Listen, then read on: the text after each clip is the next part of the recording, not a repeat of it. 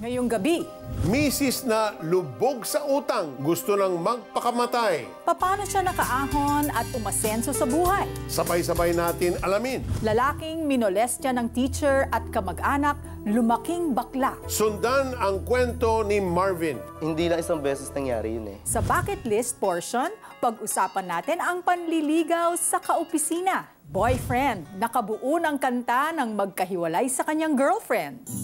Bakit may pag-ibig at sadyang ganito?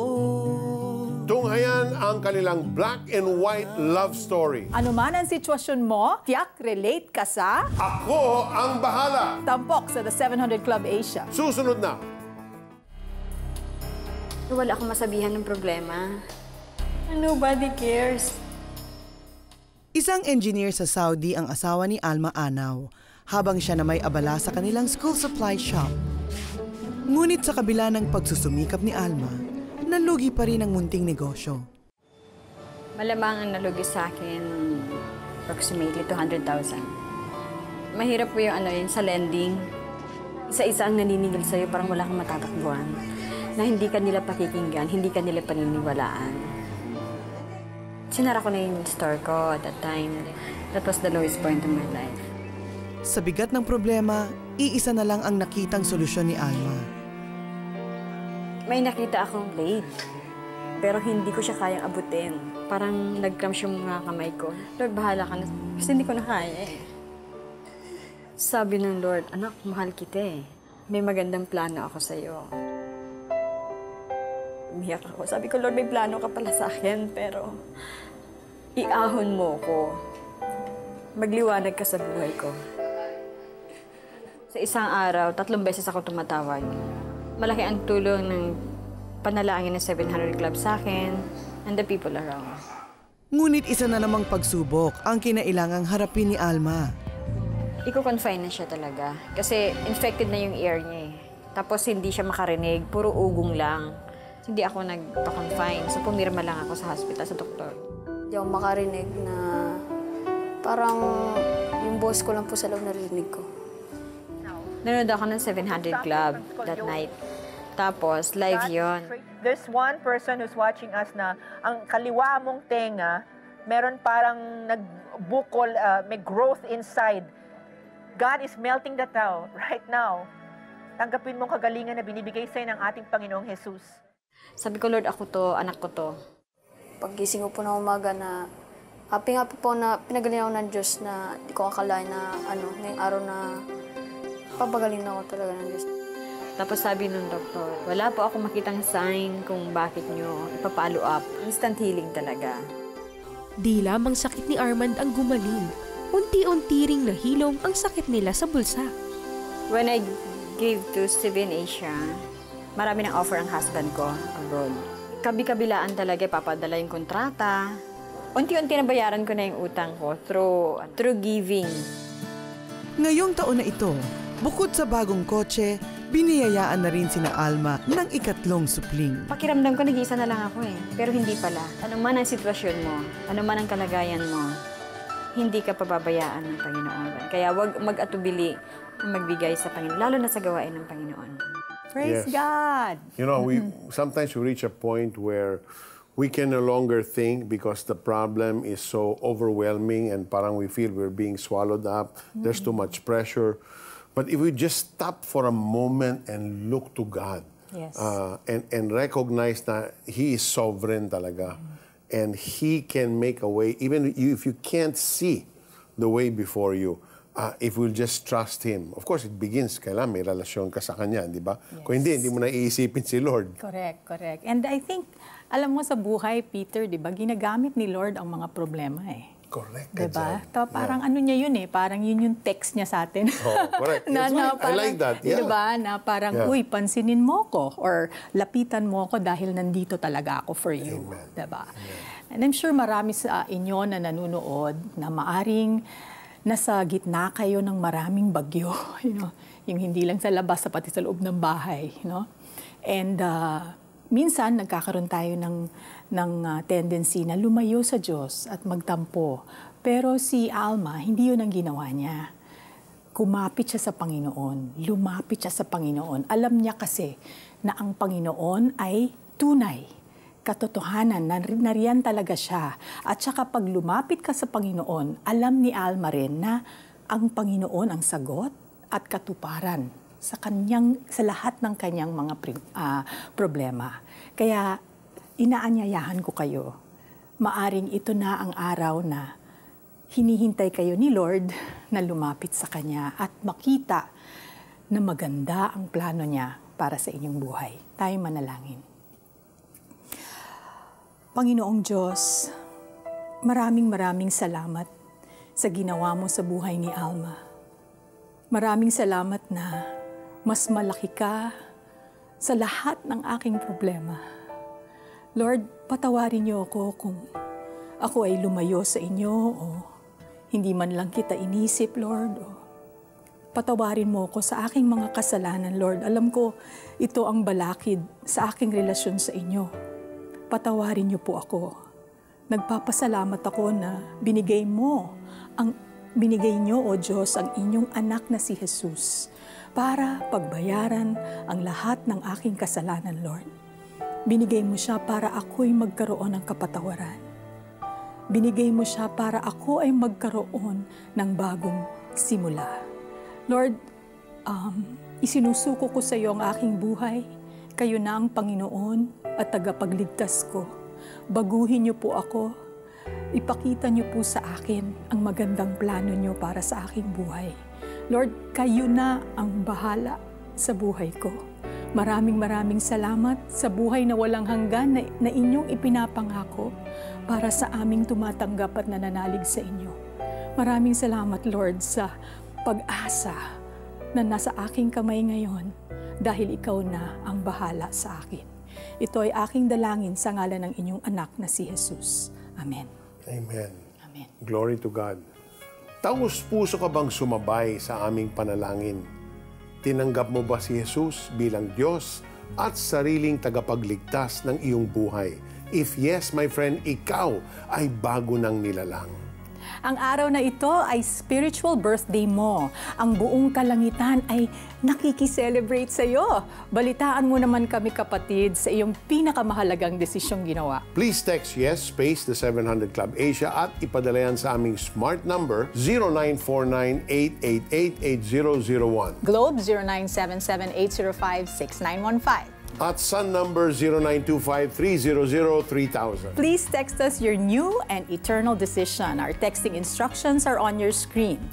Tulad nyo, mahigit 139,000 katao ang nakisabay sa amin sa panalangin noong nakaraang taon. Sila ang mga nag-text at tumawag sa aming 24/7 prayer center na nagsasabing tinanggap nila si Jesus bilang Diyos at sarili nilang tagapagligtas. Glory to God! At para mas lumalim pa ang inyong pananampalataya sa Diyos, ibibigay namin ang inspirational materials na ito sa unang 3 callers at texters na tatawag at magte-text ngayon mismo. Kaya tawag na sa 737-0700. Again, that's 737-0700. O mag-text sa aming Smart Globe at Sun numbers na naka-flash sa inyong TV screen. Kaya tawag na o mag-text to avail of your free gifts. Felici, anong kulay na madalas makikita natin sa mga weddings? Puti, di ba? Tama. Pero ibahin mo sina Joven at Jovi. Ang motive sa kanilang kasal, black and white. Unang nagkakulay ang relasyon ni Joven at Jovi nang magkaroon ng boyfriend si Jovi, isang malapit na kamag-anak ni Joven. Ba't nag-away kami ng ex-boyfriend ko, sa kanya ako lumalapit. Sinasabi ko sa kanya lahat ng nararamdaman ko. Open siya sa akin na nagsasabi na ganito yung nangyari. Binibigyan niya ako ng payo kung anong dapat kong gawin. Yun, nainlove ako. Pero hindi ganon kadali ang sitwasyon ng dalawa. Para silang dumadaan sa madilim na tunnel. Nalaman ng parent niya na naging kami nga. So, kinausap niya ako na sabi niya, iwan ko nga si Joven. Unang dahilan kasi, sabi nga daw, bata pa kami. Dumating yung time na kinausap ko ng magulang ko na sinabi sa akin, marami namang ibang babae dyan. Pero ang totoo talaga no, na naririnig ko na ayaw talaga nila sa akin para kay Joven. Bilang pagsunod ay pansamantalang nagkahiwalay ang dalawa. Gusto ko na siyang tuluyang iwanan, na maghanap na lang ako ibang girlfriend. Hindi kami nagkikita, wala kaming communication. dinaan ko sa kanta. Kaya habang sinusulat ko yun, doon ko nalalabas yung nararamdaman ko na sana isang panaginip na lang ito. Sa panaginip na lang ba tayong magkikita? Mga pangarap na kay saya na di na maring may babalik pa sa ating dalawa. Panaginip na lang ba tayo magkikita? Mga pangarap na kay saya na di na maring may babalik pa sa ating dalawa. Bakit ganon? Bakit kung sino pa yung tao na totoong nagmamahal sa'yo, bakit siya mawawala sa buhay mo? So yun yung inisip ko, para masakit talaga para sa akin. Bakit may pag-ibig na sadyang ganito? Parang hanging dumadampi sa'yo. Kaya nga pala ako sumulat sa'yo kasi I want you to know na ikaw pa rin ang laman ng puso ko at isipan ko. Ewan ko nga ba kung bakit hindi kita malimutan. Ganon siguro kung talagang mahal mo ang isang tao, na kahit anong gawin mong paglimot, siya pa rin ang naaalala mo. Alam mo, special ka sa akin, kaya ikaw lang ang talagang minahal ko ng ganito. Makalipas ang halos isang buwan, muli silang nagkabalikan. Totoong laman ng puso ko, mahal pa rin kita. Natouch ako syempre kasi hindi pa rin pala nagbago yung pagmamahal niya sa akin. Hindi nawala sa akin yung kung sino ako nagsimula kami, yun pa rin ako. Pero muling sinubok ang katatagan ng kanilang pag-ibig. Gustong sabihin sa'yo. Ano ba yun? Totoo kasi niyan. Sinungaling ako sa'yo. Nakipag-date daw siya sa dati niyang boyfriend. So ako naman, parang yung bigla akong na-shock na bigla akong nag-isip. Kung ganito-ganito na lang mangyayari sa relasyon natin, hindi tapusin na natin, di ba? Ayoko naman masaktan pareho tayo, di ba? So, paano yan? Alis na lang ako.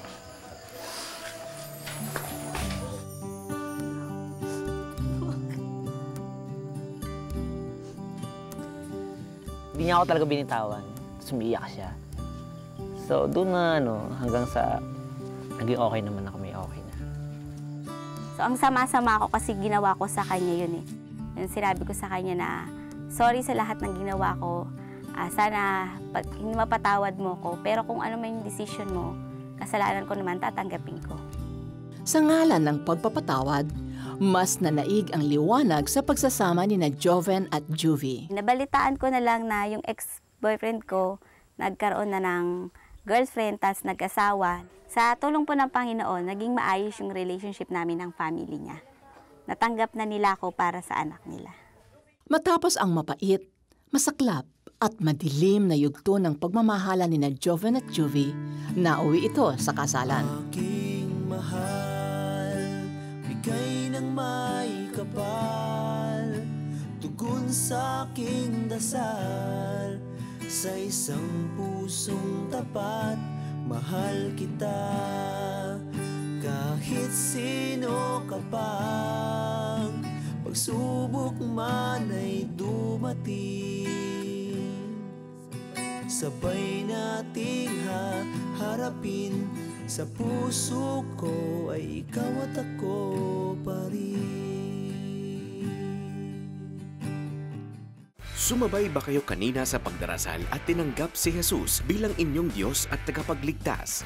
Ibahagi nyo naman sa amin. Please text YES space The 700 Club Asia at ipadala yan sa aming smart number 0949-888-8001 at Globe 0977-805-6915 at Sun number 0925-300-3000. Ang kulay ng mundo ni Marvin ay di naging malinaw sa simula pa lamang. Sa kanyang kinalakhang lugar, ipininta ang kanyang pagkatao. Titingnan ko tatay ko para isasabihin ko siyang napaka-responsable nga ba. Walang pagpapahalaga sa amin. Yung pagmamahal bilang isang ama, hindi ko makita sa kanya. Ang paaralang kanlungan at pinagmumulan ng karunungan ay naging simbolo din ng kabuktutan. Ang sariling guro niya mismo ang naging tagapagturo ng kamunduhan. Naramdaman ko yung kamay niya gumagapang sa masasilang parte ng katawan ko. Matapos ang pangyayaring iyon, iniwasan na ni Marvin ang kanyang guro. Pero nasundan ang pang-aabuso kay Marvin sa loob mismo ng sarili niyang tahanan. Hindi lang isang beses nangyari yun eh. Nasundan na nasundan, homosexuality. Parang doon na nabuo. Itinago niya ang lahat ng mga nangyari. Kahit napapansin na ng ina na tila may kalambutan si Marvin, hinubog ng mga pangyayari ang katauhan ni Marvin. Ang resulta, ang lalong pagkasadlak sa pagiging bakla. Sabi nung pangalawang kapatid ko, paano kita re-respeto? Paano ka namin re-respeto? Yung sarili mo nga, hindi mo kayang respeto. Ang pagtanggap ng isang pinsan sa kanyang pagkatao ang naging sagot sa pagbabago ni Marvin. Sa piling ng mga kasamahan sa simbahan, naramdaman ang pagtanggap ng walang panghusga. Ang patong-patong na kasalanan na naipon sa mahabang panahon ay unti-unting natanggal ng dahil sa pag-ibig at katotohanan ng kanyang natagpuan. Realize ko na mahal nga ako ni God eh. Pinatawad nga ako ni God. Siya nga God, pinatawad niya ako. Ako pa kaya hindi ko sila patawaran. So, pinatawad ko unang-una yung papa ko. Yung pananaw ko sa sarili ko, nakakilala ko na doon nag-ano sa akin na lalaki ako. We want to take this time to pray for you and ask God to intervene. Just like He healed Marvin, He set him free from that lifestyle. He can do the same for you. Whether it's a lifestyle, whether it's a sickness that is afflicting your body now, our God is healer. Our God is almighty. He is victorious. Let's pray. Our Father in heaven, we just thank you and praise you because you said in your word, whenever 2 or 3 are gathered in your name, you are there, present. And you are our God, the very presence in times of need, in times of trouble. You are the very present God, right there in our midst. So right this moment, Lord, we just want to pray and bring to you everyone that is watching right now, those that are battling or confronting a problem in their lives, be it emotional, be it financial, and those that are sick in their bodies, meron silang karamdaman, Lord, whatever it is, Jesus, you are able. Your word says, I am the God that healeth thee. By your stripes, you have healed people and set them free. So even now, we just declare the power of the name of Jesus, the name that is above all names, the name that is above every problem, every sickness, every disease, to just bring healing now and set people free in Jesus' name. In Jesus' name. As someone who cannot see almost completely with your left eye, the Lord is opening up and restoring your vision in the name of Jesus. Aneurysm very near the upper part of your liver, near the bile duct, there's a growth there that they're watching. The Lord is removing that aneurysm from your body now, kapatid, in the name of Jesus. Someone with distress or difficulty in breathing normally, parang nafe-feel mo, medyo naka-choke ka. Even now, the Lord is setting you free from that. He's revitalizing your whole respiratory system. You're able to breathe normally and breathe deep. Receive that healing, kapatid, in the name of Jesus.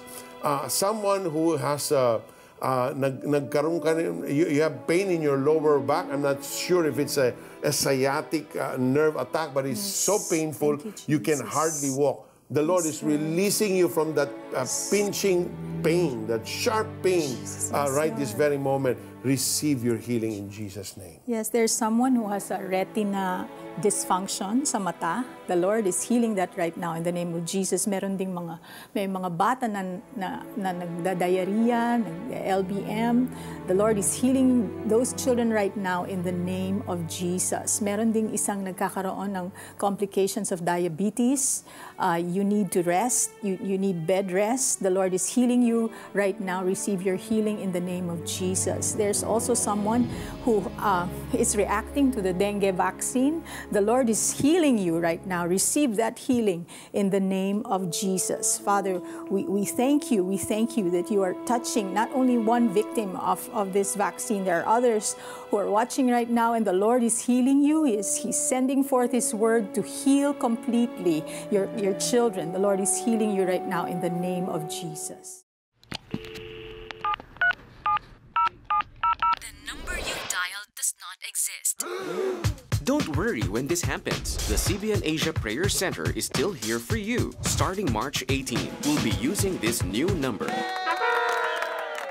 Just dial 8737-0700. Repeat after me, 8737-0700.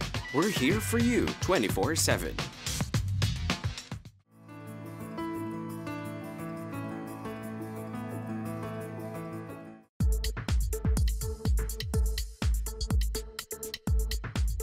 Tuwing Martes, binibigyan namin ng kasagutan ang ilan ninyong katanungan dito sa The Bucket List portion. At sa araw na ito ay sasagutin namin ni Peter ang tanong ni Romel. May gusto po akong ligawan sa opisina na in love na yata talaga ako. Lagi na lang akong kinakantsawan ng mga barkada ko. Bakit ganito ang nararamdaman ko? Tama lang bang manligaw sa kanya? Para sa akin lang, no, they need to think a few steps ahead. Kasi there are some companies that are very strict. Yes. Kung halimbawa sila na, they'll end up getting married. And if both of them love their jobs, someone has to sacrifice, di ba? Correct. And look for another job. So dapat, you have to take that risk. Ang baka hindi tama dyan if, let's say, one is the boss and the person is under you and you have a relationship, baka magkaroon ng bias, puro favor ang i-extend mo sa kanya, maski na late ng late o below performance, yun ang mga dapat iwasan nila. Yeah. At saka siguro, pag ganyan sa opisina, I'm sure marami kasing storya talagang nagkakatuluyan dahil they met in the office, and diba? they're seeing each other every day. Oo. Pero you have to start putting also boundaries. Kasi if you are still in working, dapat sabihin nyo sa isa't isa na wag during office hours kayo magliligawan, di ba? Tapos siguro never to be alone with that person in a room anywhere. Yeah, those pantry. are precaution, di ba? And be accountable to your other office mates, di ba? Tungkol sa relasyon na yan. So you have to ask for wisdom kung ano yung mga limitations and boundaries that you have to set up. Para you're a good witness, di ba? Kung kayo rin ay may katanungan o bakit sa buhay tulad ni Romel, pwede kayong sumangguni sa aming mga trained counselors. Pwede kayong mag-text sa aming smart number 0949-888-8001. Globe 0977-805-6915. At sa number 0925-300-3000. Pwede rin kayong mag-shout out ng inyong mga tanong sa aming Facebook wall, The 700 Club Asia. Late na nga ako nag-asawa. Only to find out na hindi ko naman siya mabibigyan ng anak. Naging kalakasan ni Jocelyn ang mga himala ng Diyos na palabas sa The 700 Club Asia. Nung nag-positive yung test, parang hindi ko alam kung anong sasabihin ko sa Panginoon. Kundi, salamat Lord. Your support fuels our ministry and enables us to share with you inspiring stories of restored lives. If you want to partner with us, please visit www.cbnasia.org/give.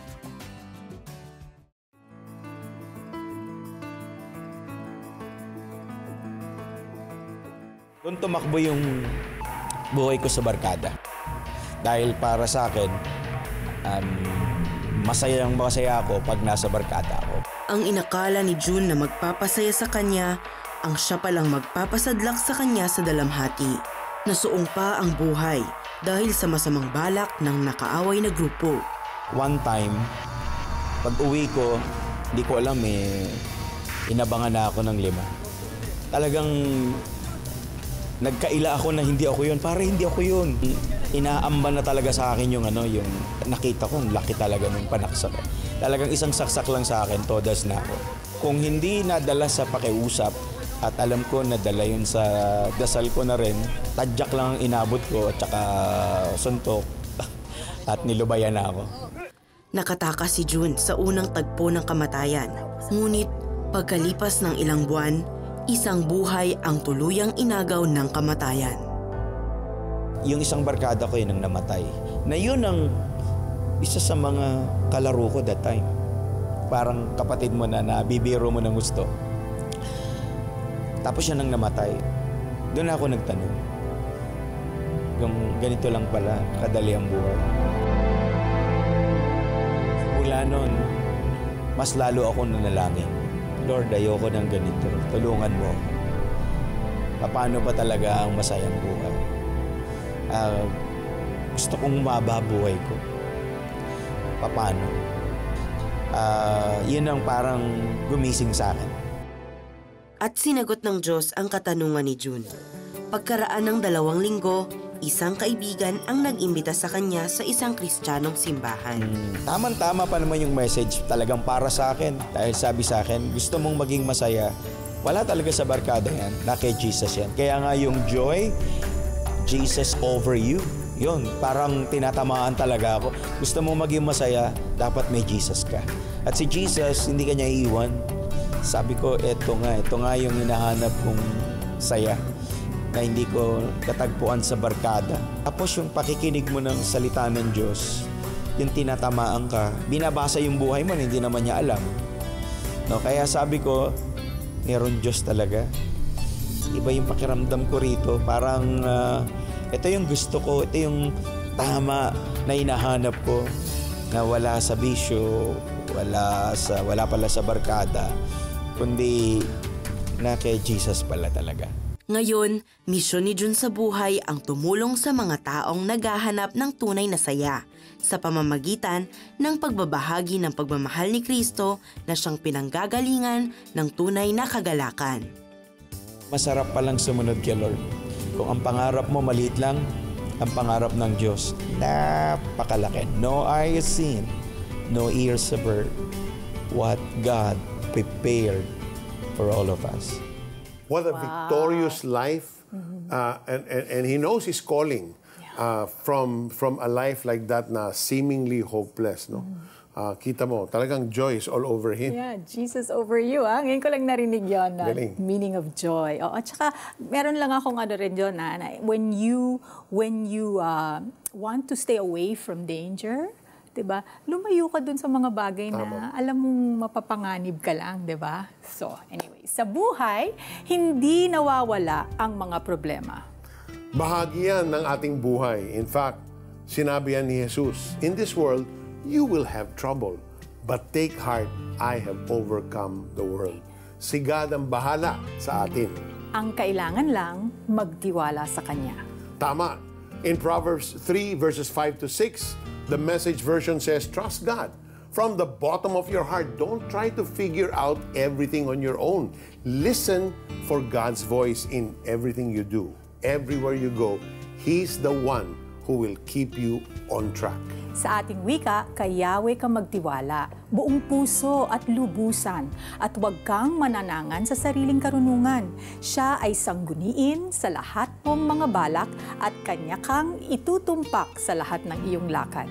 So Lord, we entrust to you everything, our past, our present, even our future.